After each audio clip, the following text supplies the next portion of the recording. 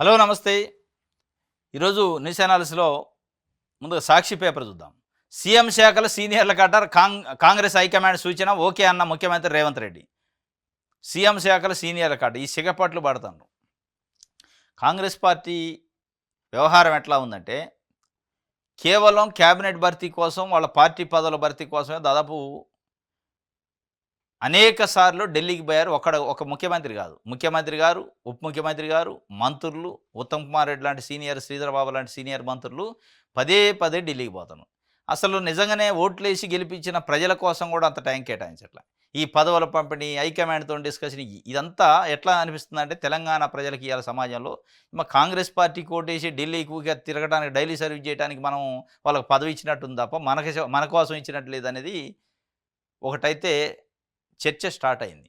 ఇప్పటికైనా కాంగ్రెస్ పార్టీ నాయకత్వం, high command, PCC గమనించాలి. పదే పదే ఢిల్లీ పోవటం ఏంది? ఇంత టెక్నాలజీ పెరిగింది, ఫోన్‌లో మాట్లాడుకోవచ్చు. ప్రతిదానికి ఢిల్లీయేనా? ఢిల్లీ పోయి 2 రోజులు అయింది ముఖ్యమంత్రి. అంతకుముందు 3, 4 రోజులు ఉండు. ఏంది దేనికోసం అసలు? నిజంగానే ఇన్నిసార్లు ఢిల్లీ పోతే ప్రతిసారి పోయినప్పుడల్లా ఒక 10 కోట్లు తెచ్చినా ఢిల్లీ నుంచి, కేంద్రం నుంచి చాలా డబ్బులొచ్చాయి. మళ్ళీ ఆయన పోయింది ఊకుంటాడా? మళ్ళీ ఉత్తమ్ కుమార్ రెడ్డి గారికి కబురు చేశారట హైకమాండ్. రా నువ్వని. ఈయన ఉరుకుతాడు. దాని వెనక మళ్ళీ బట్టి గారు వెళ్తాడు. దాని వెనక శ్రీధర్ బాబు గారు వెళ్తారు. వీళ్ళంతా వెళ్ళి అసలు ఓట్లేసిన తెలంగాణను వదిలేసి ఢిల్లీలో పొద్దాకుంటే మరి వీళ్ళకి ఎప్పుడు సర్వీస్ చేయాలి? అనేక సమస్యలు పెండింగ్ ఉన్నాయి. ఈ మొత్తానికైతే ముఖ్యమంత్రి గారి శాఖలపైనే సీనియర్లు కన్నేశారట. సీఎం గారి శాఖలపైన సీనియర్లు కన్నేశారు. ఆయన దగ్గరే హోంశాఖ అయింది, ఆయన దగ్గరే మున్సిపల్ శాఖ అయింది, ఆయన దగ్గరే విద్యాశాఖ అయింది. ఇవన్నీ మాకియండి అని చెప్పి ఇక పెండింగ్ పెట్టారట. ఒక ఆయన హోంశాఖ నాకు కావాలి, ముఖ్యమంత్రి దగ్గర ఎట్టుంటుంది. ఇంకొక ఆయన మున్సిపాలిటీ శాఖ నాకు కావాలి, ఇంకొక ఆయన విద్యాశాఖ నాకి, ఆయన ఏంది అనే పద్ధతికి వచ్చిందట. ఇది ఏ స్థాయికి వచ్చిందంటే ఒకళ్ళకొకళ్ళు తిట్టుకునే స్థాయికి కూడా వచ్చిందని బయట చర్చ. మరి అది ఎంతవరకు నేదో తెలియదు. ముఖ్యమంత్రి గారు గ్రేడింగ్లు ఇచ్చిండట. ఎవరికి? మంత్రులకి. నీ గ్రేడ్ ఇది, నీ గ్రేడ్ ఏబిసి అని. ఏ గ్రేడ్ అంటే మంచిగా పని చేసినవాళ్ళు, బి గ్రేడ్ అంటే ఇంకొంచెం తక్కువ పని చేసినవాళ్ళు, సి గ్రేడ్ అంటే ఇంక వరస్ట్ కేసు. గ్రేడ్లు ఇస్తే నువ్వెవరు మాకు ఇయటానికి గ్రేడింగ్? నువ్వేమైనా అధిష్టానమా? ముఖ్యమంత్రి అయితే కావచ్చు, నీ గ్రేడ్ ఏదో చెప్పు అంటున్నారట. నీకేమొచ్చిందో చెప్పు ఫస్ట్ బయట పెట్టినది. నీ గ్రేడ్ బయట పెట్టాక మా గ్రేడ్ చెప్పు. నువ్వు మమ్మల్ని డీగ్రేడ్ చేయడానికి, నువ్వు గ్రేడ్ల పేరుతో మమ్మల్ని ఏదో తగ్గించే కార్యక్రమం చేస్తే కుదరదని వాళ్ళు చెప్పారట. మొత్తాన్ని ఢిల్లీ పిలిచారు. మరి శాఖలు ఓడగొట్టేట్టే ఉంది ముఖ్యమంత్రి గారి. ఒప్పుకున్నాడు అంటున్నారు కానీ అంత ఈజీగా ఒప్పుకోడు ఆయన. నా దగ్గరే ఉండాలి హోంశాఖ అంటుండట, నా దగ్గరే ఉండాలి మున్సిపాలిటీ శాఖ అంటుండట. ఈ 2 కీలకమైన శాఖలు, హోము, మున్సిపల్ డిపార్ట్మెంట్. ఈ 2 నేను ఎట్టి పరిస్థితులు వదులుకోను అంటుండట. దాంతోపాటు విద్యాశాఖ వదులుకుంటే విద్య ఒక్కటి వదులుకుంటా కానీ ఆ 2 అయితే నేను వదులుకోను, నాకు ఉండాలంటుండట. ఆయనకు ఒక అభద్రతా భావం. హోము, మున్సిపల్ డిపార్ట్మెంట్ నా దగ్గర ఉంటే డబ్బుకు అంటే వనరులకు వనరులు వస్తాయి, డిపార్ట్మెంట్ నా చేతిలో ఉంటుంది, ఇంటెలిజెన్సీ కానీ మిగతా విషయాలు అని చెప్పి ఆయన భయం ఉన్నట్టుంది. కొత్త మంత్రుల శాఖల కేటాయింపు, ప్రస్తుత మంత్రుల శాఖల మార్పుపై ముగిసిన కసరత్తు. ఏ క్షణమైన అధిష్టానం నుంచి ప్రకటన. పెద్దల పిలుపుతో ఢిల్లీకి మంత్రి ఉత్తమ్ కుమార్ రెడ్డి. హైదరాబాద్లోని డిప్యూటీ సీఎం బట్టి ఫోన్లో మంత్రాలు. రాష్ట్రంలో 3, 4 బహిరంగ సభల నిర్వహణకు యోచన. కొత్త వారికి పాత మంత్రుల శాఖలు ఇస్తారట. మరి పాత మంత్రులకేమో ముఖ్యమంత్రి ఇస్తారేమో, కొత్త వారికి ఏమో పాత మంత్రుల శాఖలు, పాత వాళ్ళకేమో ముఖ్యమంత్రి శాఖలు ఇచ్చే కార్యక్రమం ఉందట. మొత్తానికి ఇది ఒక వార్త. సీఎం శాఖల సీనియర్లకు పోయేటట్టున్నాయి. కార్పొరేట్ స్కూళ్లలో ఫైనాన్సర్లు కొత్త దందాకు తెరలేపిన యాజమాన్యాలు ఫీజులు వసూలు చేసుకునేందుకు బినామీ వ్యవస్థ. కార్పొరేట్ స్కూళ్ళల్లో ఫైనాన్సర్లు అసలు కార్పొరేట్ స్కూళ్ళే ఒక దరిద్రం. వాళ్ళు వసూలు చేసే ఫీజులే ఒక దందా, ఒక మాఫియా. అది ఆ మాఫియాని ప్రభుత్వాలే దగ్గరుండి ప్రోత్సహిస్తున్నాయి. అన్ని ప్రభుత్వాలు, ఏ పార్టీ ప్రభుత్వం ఉన్నా, కాంగ్రెసా, బీఆర్ఎస్ఆ, ఇంకోటే, ఇది పక్కన పెడితే ఎనీ గవర్నమెంట్, నారాయణ, శ్రీ చైతన్య, భాష్యం లాంటి ఇట్లా నాకు తెలిసిన పేర్లు చెబుతున్నాను, ఇంకా చాలా ఉన్నాయి. భాష్యం లాంటి విద్యా సంస్థలు కార్పొరేట్ దందా చేస్తుంటే, దగా చేస్తుంటే, మోసం చేస్తుంటే వాటికి దగ్గరుండి విద్యాశాఖ అధికారులు ప్రోత్సహిస్తారు. ప్రజల రక్తాన్ని జలగలు తాగినట్టు తాగుతున్నారు. వాళ్లే పుస్తకాలు అమ్ముతారు, వాళ్లే యూనిఫామ్లు అమ్ముతారు, వాళ్లే ఫీజులు పెంచుకుంటారు. ప్రతి సంవత్సరం వాళ్లే లక్షలు డిసైడ్ చేస్తారు. ఎవడు ఈ ఫీజులు పెట్టేది, ఎందుకు పెట్టాలనేది గవర్నమెంట్ ఎప్పుడైనా ఫీజుల పైన రెగ్యులేషన్, ఏ ఫీజు, ఏ స్కూల్కి ఎంత ఫీజు పెట్టాలో చెప్పారో చెప్పరు. మళ్ళీ జీవోలు ఉంటాయి, పుస్తకాలు అమ్మొద్దని జీవోలు ఉంటాయి, యూనిఫామ్లు అమ్మొద్దని జీవోలు ఉంటాయి, ఫీజులు అడ్డగోలుగా వసూలు చేయొద్దని జీవోలు ఉంటాయి. ఆ జీవోలు మూలన పడేస్తారు. వాటికి నోరు ఉండదు, చెవులు ఉండవు, కాళ్ళు ఉండవు, చేతులు ఉండవు. ఆ జీవోలకు నిర్జీవం చేసి పడేశారు వాటిని. ఇది ఇయాల నడుస్తుంది. నిన్న ఢిల్లీలో ఒక ఆర్డినెన్స్ తెచ్చారు. అక్కడ బీజేపీ గవర్నమెంట్ ఉంది. అంతకుముందు అరవింద్ కేజ్రీవాల్ ప్రభుత్వం ఉంది. చాలా అద్భుతమైన విద్యా వ్యవస్థలో సంస్కరణ తీసుకొచ్చింది. దాన్నే ఇప్పుడు బీజేపీ కూడా కొంత దాన్నే కంటిన్యూ చేయడానికి చూస్తున్నట్టుంది. ఢిల్లీ దేశ రాజధానిలో ప్రైవేటు పాఠశాలల ఫీజులపైన నియంత్రణ చేసింది. ఇగో ఇంత ఫీజే ఉండాలి, ఈ ఫీజుకి ఎక్కువ ఎవరన్నా వసూలు చేస్తే 50,000 రూపాయల ఫైన్ సీజ్ చేస్తాం. గవర్నమెంట్ స్కూల్ అదే ప్రైవేట్ స్కూల్ని గవర్నమెంటు ఫీజుల కోసం పిల్లలను వేధిస్తే 50,000 ఫీజు, 50,000 ఫైను. ఇట్లా అనేక రకాల నిబంధనలతో ఒక ఆర్డినెన్స్ తీసింది. మరి ఢిల్లీ ప్రభుత్వం చేస్తున్న ఆర్డినెన్స్ని మిగతా రాష్ట్రాలలో మనం ముఖ్యంగా తెలుగు రాష్ట్రాల్లో ఎందుకు చేయలేకపోతున్నారు? ఏ ఆర్డినెన్స్ చేసే శక్తి ఈ ప్రభుత్వాలకు లేదా? ఎవడో పెట్టుబడిదారులు, వాడికి ఉందో లేదో తెలియదు, పరపతి ఉందో లేదో తెలవని పెట్టుబడిదారులు తీసుకొచ్చి ప్రజల భూమిని, ప్రభుత్వ భూమిని 1000 ఎకరాలు అప్పచెప్తున్నారు. అంత ఔదార్యం ఉన్నోళ్ళు ఇక్కడున్న ప్రజలు, ఓట్లేసిన ప్రజలకు సంబంధించి రక్తాన్ని జలగల్లెక్క పీల్చుతుంటే ప్రైవేటు విద్యా సంస్థలు వాటిని ఎందుకు ఆర్డినెన్స్ చేయలేదు, వాటిని ఎందుకు కంట్రోల్ చేయలేరు అంటే చేయదలుచుకుంటే ప్రభుత్వం దలుచుకుంటే పెద్ద సమస్యగా చెయ్యరు. వాళ్ళకి కావాల్సింది కూడా అది. ప్రజల దగ్గర నుంచి దోపిడీ చేయాలా, దోపిడీలో సగం మాకు ఇవ్వాలా, రాజకీయ పార్టీలకి చందాలు ఇవ్వాలి, విరాళాలు ఇవ్వాలి. దానికోసం ఈ 2 తెలుగు రాష్ట్రాల్లో అది నాంది పలికి అది తెలుగుదేశం పార్టీ చంద్రబాబు నాయుడు గారు 95లో ముఖ్యమంత్రి అయిన కానీ స్టార్ట్ అయింది, ఇవాళ కూడా కొనసాగుతుంది. ఎవరు వచ్చినా దాన్నే కంటిన్యూ చేస్తాం. ఏదైతే కార్పొరేట్ సంస్థలు ఇవాళ విద్యా వ్యవస్థని వాళ్ళ గుప్పెట్లో పెట్టుకున్నాయో వాళ్ళు బస్తాల డబ్బులు ఇస్తారు పొలిటికల్ పార్టీలకు సందాలు, వాళ్ళు ఉంటేనే వీళ్ళకి బస్తాలు వస్తాయి. కాబట్టి ఎందుకు ఆర్డినెన్స్ చేస్తారు? చేయరు. ఇది మొత్తానికి ప్రజలు చైతన్యం కావాలి, ప్రజలు తిరగబడాలి. ప్రజలు తిరగబడితే తప్ప మార్పు రాదు. ఇది ఒక వార్త. ఆంధ్రజ్యోతి. మంత్రుల శాఖల్లో భారీ మార్పులాట, పలువురు పోర్ట్ఫోలియోలు మారే అవకాశం. ఢిల్లీలో 2వ రోజు ముఖ్యమంత్రి రేవంత్ రెడ్డి చర్చలు. రాహుల్, మల్లికార్జున ఖర్గే, కేసీ వేణుగోపాల్తో భేటీ. సునీల్ కనుగోలుతోనూ సుదీర్ఘంగా సమావేశం. అధిష్టానం పిలుపుతో హుటాహుటిన ఢిల్లీకి ఉత్తమ్. ఎస్సీ వర్గీకరణ, కులగణనపై రాష్ట్రంలో 2 బహిరంగ సభలు నిర్వహించాలని టీపీసీ నిర్ణయం. రాహుల్ గాంధీ, ఖర్గేను ఆహ్వానించిన రేవంత్ రెడ్డి. మంత్రుల శాఖలో భారీ మార్పు. ఆ మార్పులు ఏదో తొందర చేయండి, ఎందుకు ఈ కర్మ కాలబడ్డది? భారీ మార్పులు ఉంటాయి. ఏముంది, భూమి బద్దలయ్యేది ఉందా? ఏ మార్పులు ఉన్నా ఏం మార్పు రాదు. ప్రజల బతుకులలో మార్పులు రావు, రాష్ట్రంలో మార్పులు రావు, రాష్ట్ర ప్రగతిలో మార్పు రాదు. మీరు మార్పులు ఒకళ్ళొకళ్ళు పంపకాల్లో మార్పులు చేసుకోవడం తప్ప, నాకు అది నీకు ఇది అని మార్పులు చేసుకొని మీ పంపకాలలో ఏమన్నా ఉంటే అటు ఇటు తేడాలు వస్తాయి తప్ప ప్రజల జీవితాల్లో మార్పులు వచ్చే కార్యక్రమం చేయండి. కాళేశ్వరాన్ని ఎప్పుడు ఆమోదించారు? మంత్రివర్గ సోమంగా ఎప్పుడు ఏర్పాటైంది? సబ్ కమిటీకి బ్యారేజీలకు సంబంధం ఉందా? మాజీ సీఎం కేసీఆర్ను ప్రశ్నించిన కమిషను. అంటే కాళేశ్వరం కమిషన్ ముందుకి ఇలా మాజీ ముఖ్యమంత్రి కేసీఆర్ వెళ్తాడు. ఈటెల రాజేంద్ర, హరీష్ రావు ఆల్రెడీ పోయి వచ్చారు. వాళ్ళ ఫీడ్బ్యాక్ అంటే హరీష్ రావు ఫీడ్బ్యాక్ తీసుకోండు 2 రోజుల నుంచి. ఏం అడిగారు ఏం కథ అని, అసలు ఏం అడగబోతారు అనేది ఒక ఇవాళ ఉత్కంఠ. కేసీఆర్ని ఏం అడగబోతారు మాజీ ముఖ్యమంత్రిని అంటే ప్రధానంగా కాళేశ్వరాన్ని అసలు ఎప్పుడు ఆమోదించారు, తమ్మిడిహట్టి దగ్గర ఉన్న ప్రాజెక్ట్ని ఎందుకు మార్చారు, దీనికి క్యాబినెట్ ఆమోదం ఎప్పుడైంది, క్యాబినెట్ ఆమోదం తర్వాత సబ్ కమిటీ ఎప్పుడు వేశారు, మంత్రివర్గ ఉపసంఘం, ఆ ఉపసంఘానికి ఏం చెప్పింది ఉపసంఘం రిపోర్టు, ఆ రిపోర్ట్ని అసలు మీరు ఫాలో అయ్యారా, ఆ రిపోర్ట్ను ఫాలో అయితే ఆ రిపోర్ట్కి ఇప్పుడు మీరు ఫాలో అయిన దానికి తేడాలు ఉంటే ఆ తేడాల సంగతి ఏంది, ఎస్టిమేషన్లు ఎందుకు వేయించారు, ఇట్లా అనేక రకాల ప్రశ్నలు వేసే అవకాశం ఉందట అనేది ఒక చర్చ. మరి ఏమేమి వేస్తారనేది చూడాలి. రాజీవ్ యువ వికాసం మరింత జాప్యం, దరఖాస్తులు ప్రస్తుతానికి నిలుపుదల, కలెక్టర్లకు సర్కారు మౌఖిక ఆదేశాలు. రాష్ట్ర వ్యాప్తంగా 16,23,000 దరఖాస్తులు, లక్షలోపు యూనిట్లు ఎక్కువగా ఇవ్వాలని ప్రభుత్వం యోచన. దరఖాస్తుదారుల అనాసక్తి. 3 నుంచి 4 లక్షల యూనిట్కు 79 దరఖాస్తులు, 79% దరఖాస్తులట. సివిల్ ఉంటేనే 1,00,000 పైన రుణం. ఈ రాజీవ్ యువ వికాసం మరింత జాప్యం అంట. రాజీవ్ వికాసం మరింత జాప్యం కాదు, రాజీవ్ వికాసం అనేది ఒక ఫెయిల్యూర్ స్కీమ్ అయిపోయింది. ఇలా కాంగ్రెస్ పార్టీ ప్రభుత్వం చేసింది ఫెయిల్యూర్, వెరీ క్లియర్, దాంట్లో డౌట్ లేదు. ఎందుకంటే 16,23,000 దరఖాస్తులు వచ్చి ఒక 6 లక్షల దరఖాస్తులను రిజెక్ట్ చేసి పడేశారట. అంటే మౌఖిక ఆదేశాలు మనకున్న ఇన్ఫర్మేషన్. 6 లక్షల దరఖాస్తులని ఏదో ఒక సాకు చెప్పి రిజెక్ట్ చేయండి, ఇక 10 లక్షలు ఉంటాయి, 10 లక్షల్లో మనం ఎట్లాగ 5 లక్షల మందికి ఇస్తాం, అప్పుడు ఈజీ అయింది, వ్యతిరేకత రాదు అని. అంటే 16 లక్షల దరఖాస్తులు వచ్చినాయి కాబట్టి వ్యతిరేకత వస్తుందని వాళ్ళందరికీ ఇవ్వలేరు. ఇచ్చేది 5 లక్షల మందికి. ఇచ్చేది 5 లక్షలు అయితే కంట అయ్యేది 10 లక్షల మంది అవుతున్నారు, 11 లక్షల మంది కంట అవుతారు. కాబట్టి ఆ కంట అంటే వ్యతిరేకత. ఆ కంటయ్యే వాళ్ళ సంఖ్యను తగ్గించుకోవడం కోసం 6 లక్షలు 7 లక్షల మంది దరఖాస్తులు తిరస్కరించండి ఏదో ఒక కుంటి సాగు పెట్టి అని చెప్పారట. రిజెక్ట్ చేస్తారు. రిజెక్ట్ చేసి మిగతా దాంట్లో ఫిల్టర్ చేయాలి. అది కథ ఇప్పుడు. కాబట్టి ఇది ఫెయిల్యూరే. నిజంగానే మీరు అట్లా రిజెక్ట్ చేస్తే అంత ఈజీగా ఉంటుంది. నమస్తే తెలంగాణ. నీళ్ళు చెప్తున్న నిజం కాళేశ్వరం అట. నమస్తే తెలంగాణ అంటుంది. మళ్ళీ నీళ్ళు చెప్తున్న నిజం కాళేశ్వరం అయితే హరీష్ రావు గారు చెప్తున్న నిజాలు ఏంది మరి?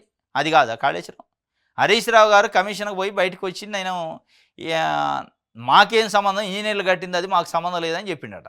మరి ఈ నీళ్ళు చెబుతున్న నిజాలేమో కాళేశ్వరం అయితే మరి హరీష్ రావు గారు చెప్పిన నిజాలేంది, ఇంజనీర్లు చెప్పిన నిజాలేంది, ఇప్పుడు కేసీఆర్ని ఏమి నిజాలు చెప్పబోతాడు? నీళ్ళు చెబుతున్నాయి నిజాలు. నీళ్లు ఉంటే కాళేశ్వరం కట్టారు, మేడిగడ్డ, తమిళ హట్టి ఇవన్నీ కట్టారు, బ్యారేజీలు కట్టారు, నీళ్లు ఉన్నాయి వాస్తవమే. కానీ ఆ నీళ్ళ వెనకున్న నిజాలేంది, నీళ్ల కోసం ఖర్చు చేసిన డబ్బు ఎంత, దాంతో ప్రయోజనం ఎంత, దీంట్లో జరిగిన లోపాలేంది అనేది కదా సమస్య. కుంగుబాటు ఏంది, నాణ్యత లేకపోవడం ఏంది, వీటిపైన కదా. ఇక నీళ్ళు ఉన్నాయని చెప్పి ఇక ఏం లేనట్ట ఆడ. నీళ్ళు చెప్పిన నిజాలట. మరి నీళ్ళు చెప్పిన నిజాలు ఒకటి ఉన్నాయి, హరీష్ రావు చెప్పిన నిజాలు ఒకటి ఉన్నాయి, ఈటల రాజేందర్ చెప్పిన నిజాలు ఒకటి ఉన్నాయి, ఇలా కేసీఆర్ చెప్పబోయే నిజాలు ఇంకొక రకంగా ఉంటాయి. ఇది కేసీఆర్ సంబంధించి ఇవాళ వెళ్తాడు.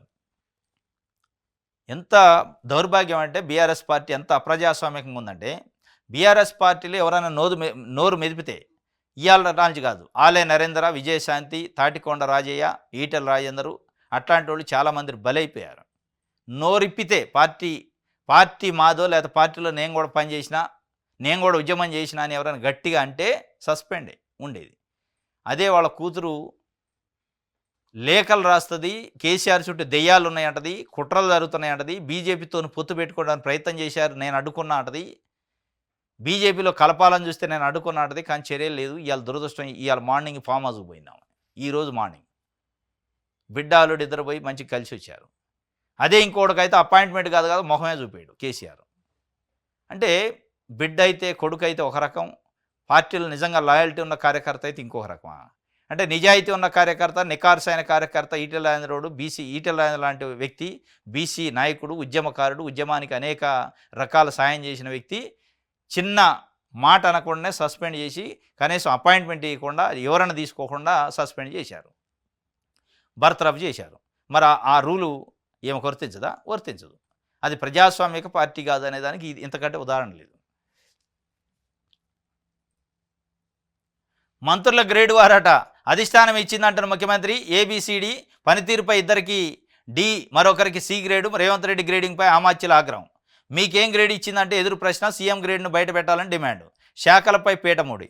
మంత్రుల గ్రేడ్ వారు వచ్చిందంటే ఈ గ్రేడ్ నోడు పెట్టడానికి నేను కాదు అధిష్టానం పెట్టింది ఏబిసిడి అని. అంటే నీకేం పెట్టిందో చెప్పు అంటున్నారు వాళ్ళు. మంత్రులకి నిజంగానే గ్రేడింగ్ అధిష్టానం పెడితే మరి ముఖ్యమంత్రి కూడా అందులో భాగమే కదా. ముఖ్యమంత్రికి కూడా ఏమైనా గ్రేడింగ్ పెట్టి ఉండాలిగా. ఆ గ్రేడ్ ఏదో చెప్పి ఫస్ట్ నువ్వు కథలు పడొద్దు అని చెప్పారు. డైరెక్ట్ చాలా సీరియస్గానే చెప్పారట. గొడవ అయిందట. యువ వికాసం ఆశల చిత్రం 6.6 లక్షల దరఖాస్తులు తిరస్కరణ. ఇది కథ.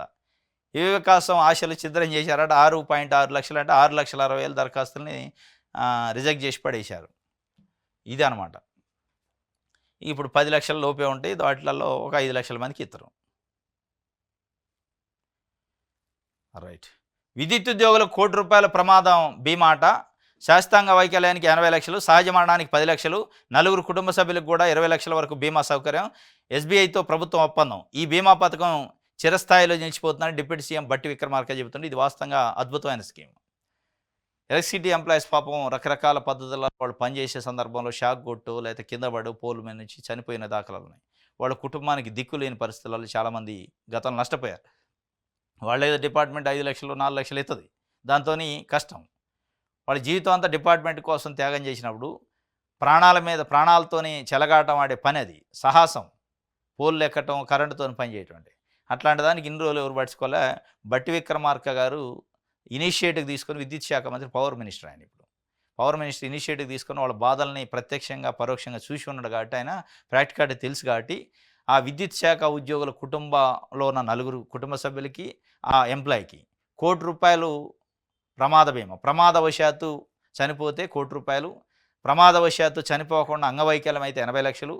ఒకవేళ అదే ఉద్యోగి సహజంగా మరణించినా కానీ ఇన్సూరెన్స్ ఉంది. సహజంగా వాళ్ళ ఇంట్లోనో లేదా వేరే హార్టో ఇంకోటో స్ట్రోక్‌తోని ఏదైనా మరణించినా గానీ 10,00,000 రూపాయలు. ఇది అద్భుతమైన స్కీమ్. మామూలు స్కీమ్ కాదు. చాలా అద్భుతమైన స్కీమ్. ఇది పెట్టిండు. ఇదొక వార్త. దిశ చూద్దాం. ఎవరిది నిజం? ఎవరిది అబద్ధం? కాళేశ్వరం కమిషన్ నేతలు తలో మాట. ఎవరిది నిజం? ఎవరిది అబద్ధం అంటే ఇక అది కాళేశ్వరం కమిషన్ చెప్పాలి. వాళ్ళ కాడ ఉన్న ఆధారాలు ఏంది, వీళ్ళు చెప్తుంది ఏంది పోల్చుకుంటే నిజమేది అబద్ధం ఏది తెలుస్తుంది. అందరూ నిజాలు కొని చెప్తారు, అబద్ధాలు కూడా కొని చెప్తున్నారు. బీఆర్ఎస్ వాళ్ళు వాళ్ళకు అనుకూలంగా నిజాలు చెప్పేదంటే కాళేశ్వరం ఉంది, నీళ్ళు ఉన్నాయి అని. కొన్ని అబద్ధాలు కూడా చెప్తున్నారు. అబద్ధాలు ఏంటంటే కొంగలేదని, ఎస్టిమేషన్లు పెంచలేదని, అసలు అక్రమాలే జరగలేదని, ఇవన్నీ సుద్దపోస మాటలు చెప్తున్నారు. నిజాలు ఎవరు చెప్పినా అబద్ధాలు ఎవరు చెప్పినా ప్రజలకు వచ్చేది ఇందులో. 1,00,000 కోట్ల రూపాయలు పెట్టి కాళేశ్వరం కట్టినా నేను 1,00,000 కోటి ఎకరాలు మాగాన్ చేసినానేమో కేసీఆర్ పార్టీ చెప్పింది. 1,00,000 కోట్ల అవినీతి చేశారు అని కాంగ్రెస్ చెప్పింది. మరి ఆయన అది చెప్పినా ఈయన ఇది చెప్పినా ఏమన్నా ₹1 ప్రజల ఖజానాలోకి వచ్చిందంటే కాంగ్రెస్ చేసిన అవినీతిలోంచి 1,00,000 కోట్లు కాదు కదా, ₹1,00,000 కూడా వచ్చే పరిస్థితి లేదు, రాదు. మరి రానప్పుడు ఎవరు అబద్ధం చెబుతుంది, ఎవరు నిజం చెప్తుంది?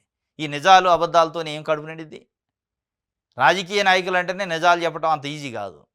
రాజకీయ నాయకుడు అంటేనే అబద్ధం అనేది ఒక బ్రాండ్ వాళ్ళకి. అన్ని నిజాలు చెప్పేటోడు రాజకీయాలకు పనికిరాడు, రాజకీయాలు చేయలేడు ఇప్పుడున్న రాజకీయాల్లో. అది అబద్ధం. ఎవరన్నా నేను అన్ని నిజాలే చెప్తున్నా అంటే వాడు రాజకీయ నాయకుడే కాదు, రాజకీయాల్లో అసలు ఎగ్జిస్టే కాలేడు. కొన్ని చెప్తుండొచ్చు కానీ అబద్ధాలు కూడా చెప్తేనే రాజకీయాలు చేయలేసి ఇప్పుడు ఉన్న పరిస్థితుల్లో ఈ ఈ ఎవరిది నిజం ఎవరిది అబద్ధం అంటే అందరే నిజాలు ఉన్నాయి, అందరే అబద్ధాలు ఉన్నాయి. రైట్.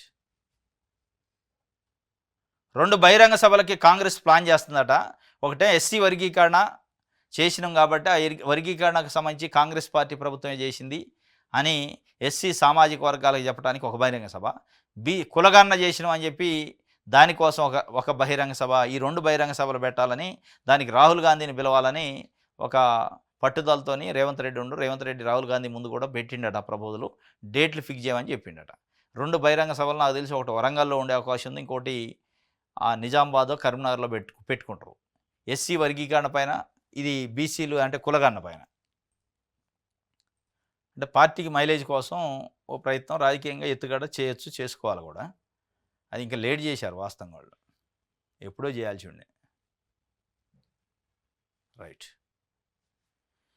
కొలిక్కిరాని కసరత్తు. కాంగ్రెస్లో క్యాబినెట్ పునర్వ్యవస్థీకరణ ముసలం, ఢిల్లీకి ఉత్తమ్. కాంగ్రెస్లో క్యాబినెట్ పునర్వ్యవస్థీకరణ ముసలం పుట్టిందట. ఆ ముసలం ఏముందంటే ఏం లేదు అందులో. ముసలం రేవంత్ రెడ్డి దగ్గర ఉన్న శాఖలు మాకు ఇవ్వాలంటున్నారు. క్యాబినెట్లో ఉన్న సీనియర్ నాయకులు, సీనియర్ మంత్రులు కొంతమంది మాకు నీ శాఖలు నీకెందుకు అన్ని మేం చేస్తాం అని చెప్పి అడుగుతున్నారు. లేదు నా కాడే ఉండాలి హోంశాఖ, మున్సిపల్ శాఖ, నేను ఇయ్యను అసలు ఎట్టి పరిస్థితులు, నేను వదలనంటున్నాడు. వదలాల్సిందే, వదలకపోతే నిన్ను వదిలేస్తాం, నీకు బట్టి జలుబు వదిలేస్తాం, కాంగ్రెస్ పార్టీ అధిష్టానం దగ్గర పోయి అని వాళ్ళు చెప్పారు.